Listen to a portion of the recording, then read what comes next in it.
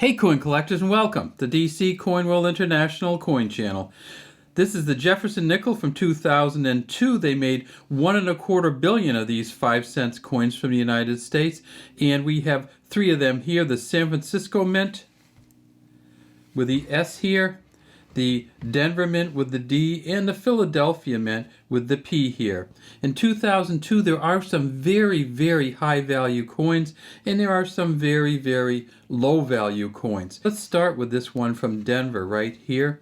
You see the D there for Denver. In God We Trust in front of Jefferson. Liberty, a star, 2002. The mint mark behind Jefferson, and then down here below the truncation of his neck we see an F and an S, and that's for Felix Schlag, the engraver of this coin. You can see is a little bit scratched up. This is from an uncirculated mint set. The Denver Mint made almost 700 million of these. It's 75% copper, 25% nickel. It has a smooth edge, and of course on the back is Monticello.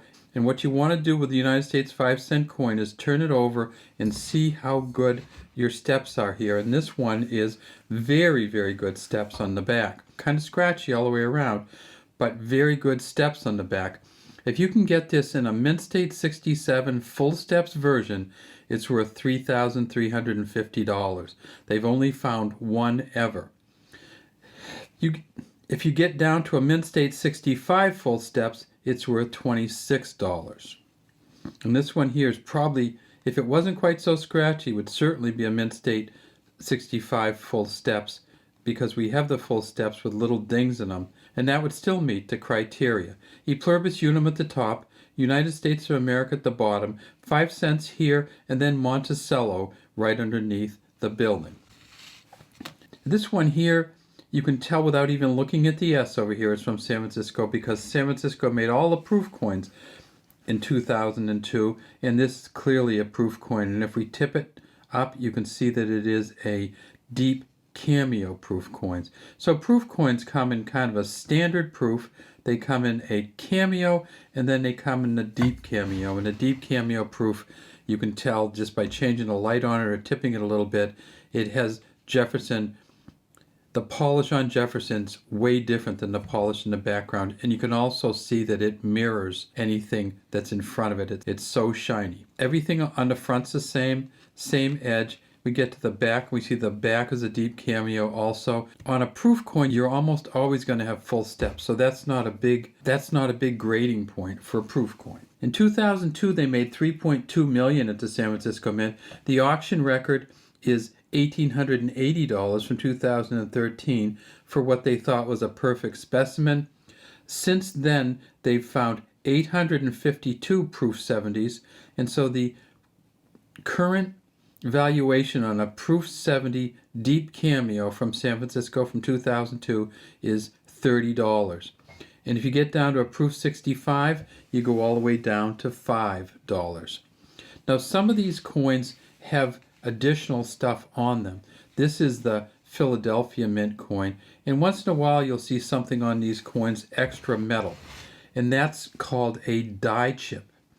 And the die chips are anywhere you might find extra metal on these coins. I want to show you a die chip from 2002. So here's a really good picture of a die chip nickel error from USA Coinbook website. You can see right up there at the top, and if we magnify it, we can see here that the die chip is actually right there. And so see that extra material right behind Jefferson's head? So when you're looking for die chips, that's what you look for. You look for this extra material somewhere on the coin, and if you do that, you'll see that it's just some material that's just kind of sticking there, and it's not hugely valuable, but it's fun to get. So look at yours and see if you can see them. And if you really want to buy one, you can see that this one here is for sale at USA Coinbook for $1.50 plus shipping. So I'm not here to do an ad for USA Coinbook, but these are out there, they're available, and they are fun coins to get. Okay, so if you do get these coins, do look for those die chips. In 2002 at Philadelphia,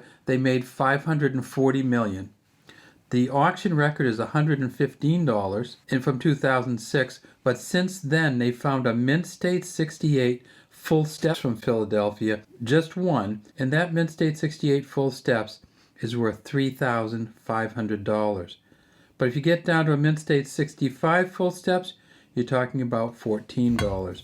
This coin is very close to a Mint State 65 full steps.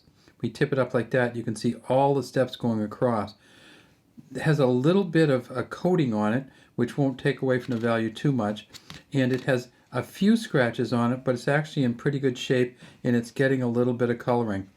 The problem with these coins is even if it is worth $14, you'd need to get it graded, and it would cost you a lot more than $14 to get this graded to prove that it's a Mint State 65 full steps. So if you're looking for these coins out there, the first thing you want to do is look at the quality on the front, but in terms of the value, you really need to get them over on the back and look at whether they have full steps or not. All of these coins do have full steps on them, but even if you added all of these coins together, you would still get somewhere around $45 or $50 worth of coins. And you know that in order to get the proof set, you probably had to pay a couple dollars just to get the proof nickel. And in order to get them graded to prove that they are Mint State or proof 65s, you probably would have to spend $50 to $60 to get them graded. Good luck coin hunting out there. We'd love to have you subscribe to the DC Coin World International Coin channel and leave any comments you have in the comment section.